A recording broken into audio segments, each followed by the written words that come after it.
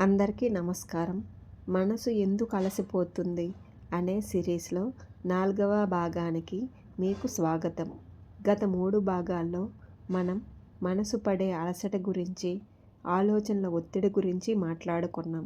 ఈరోజు మనం ఒక మెట్టు పైకెక్కి మనసుని అసక్తురాలిని చేసే, మనల్ని ముందుకు సాగనివ్వకుండా కట్టేసే 3 బలమైన తాళాల గురించి మాట్లాడుకుందాం. అవే భయం, అటాచ్మెంట్ మరియు అహంకారం. మనసు ఒక పక్షి లాంటిది. అది ఆకాశంలో స్వేచ్ఛగా ఎగరాలి. కానీ ఈ 3 తాళాలు దాన్ని ఒక పంజరంలో బంధించేస్తాయి. మనం ఈ 3 తాళాలను ఎలా గుర్తించాలి, వాటిని ఎలా తెరవాలి అనే దాని గురించి మాట్లాడుకుందాం.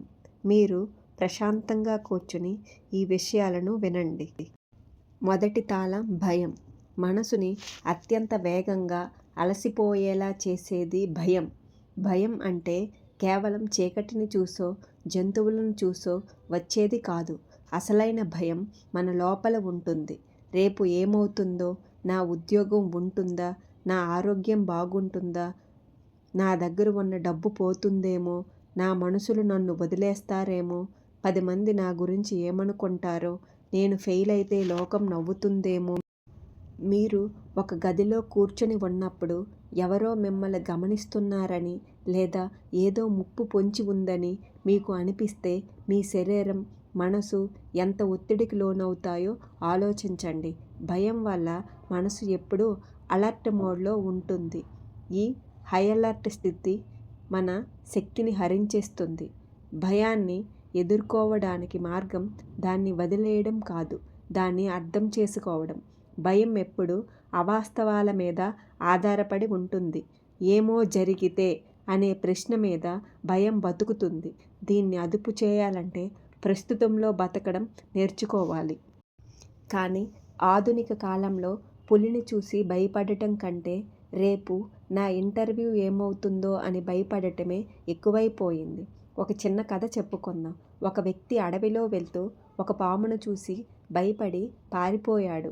చీకటి పడ్డాక మళ్ళీ అదే దారిలో వస్తూ అక్కడ ఏదో మెరుస్తూ ఉంటే అది పాము అనుకొని రాత్రంతా వణికిపోయాడు. తెల్లారాక చూస్తే అది కేవలం ఒక పాత తాడు. మన జీవితంలో 90% భయాలు ఆ తాడు లాంటివి. మనం ఊహించుకొని భయపడతాం. మీరు భయపడే విషయం నిజంగా ఇప్పుడు జరుగుతుందా? లేదు, అది భవిష్యత్తులో ఉంది. అంటే లేని దాని గురించి మీరు ఇప్పుడే శక్తిని వృధా చేస్తున్నారు. ఒకవేళ మీరు భయపడేది జరిగినా దాన్ని తట్టుకునే శక్తి మీకు లేదా?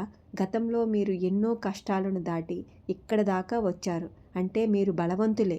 భయం మనసును ఎలా అలసటకి గురి చేస్తుందంటే అది మన శ్వాసను వేగవంతం చేస్తుంది, ఆలోచనలను చెల్లాచెదురు చేస్తుంది.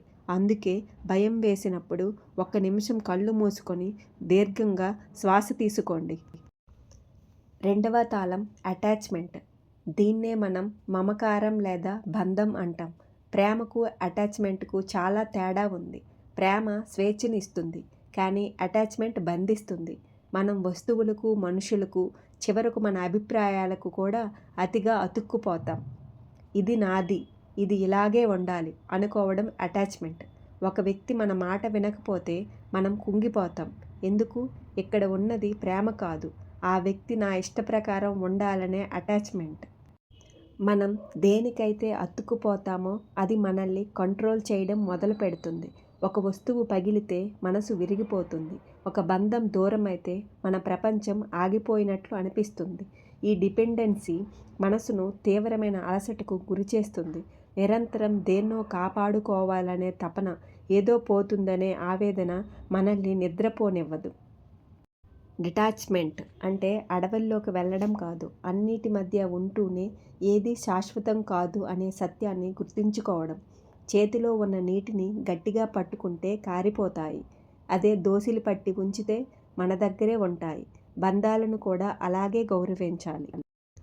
బుద్ధుడు ఒక మాట చెప్పారు, దుఃఖానికి మూలం కోరిక అంటే ఆశ. ఈ ఆశే అటాచ్మెంట్గా మారుతుంది.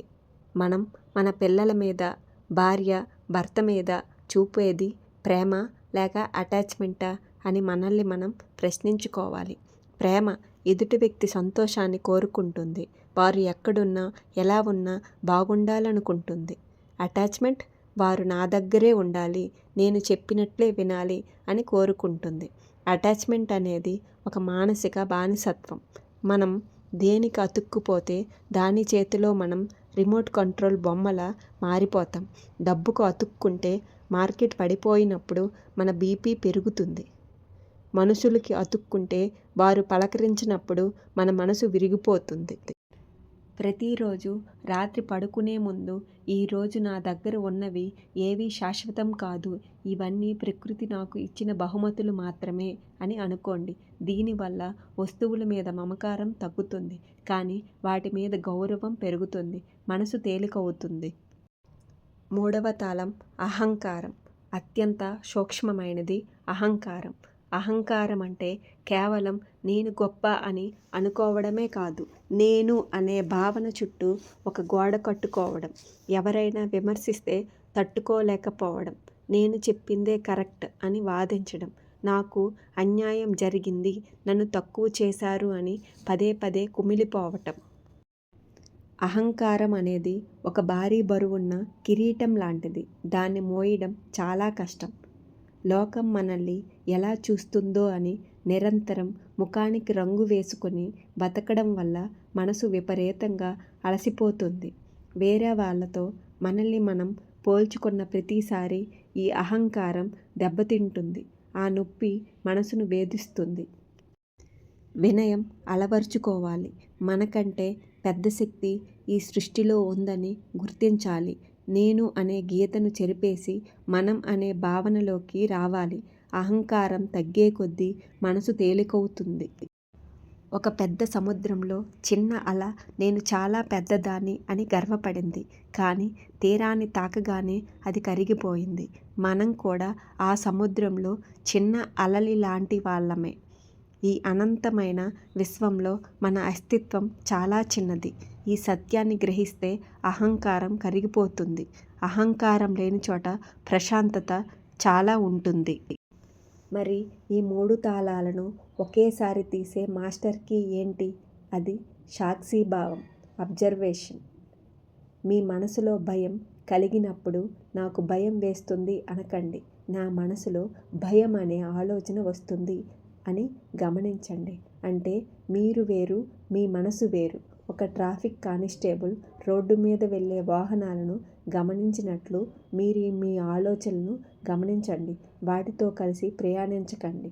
మిత్రులారా, మనసు అలసట అనేది బయట పరిస్థితుల వల్ల రాదు, లోపల మనం పెట్టుకున్న ఈ బంధనాల వల్ల వస్తుంది. భయాన్ని అవగాహనతో, అటాచ్మెంట్ను వైరాగ్యంతో, అహంకారాన్ని వినయంతో జయించాలి. ఈ వీడియో చూడడానికి మీరు కేటాయించిన సమయం మీ జీవితంలో ఒక చిన్న మార్పుకు నాంది కావాలని కోరుకుంటున్నాను.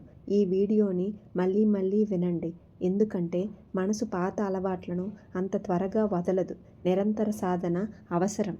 ఈ విషయాలపై మీ అభిప్రాయాలను కామెంట్ రూపంలో తెలియజేయండి. మరిన్ని విషయాలతో పార్ట్ 5లో మళ్ళీ కలుద్దాం. అంతవరకు సెలవు. నమస్కారం.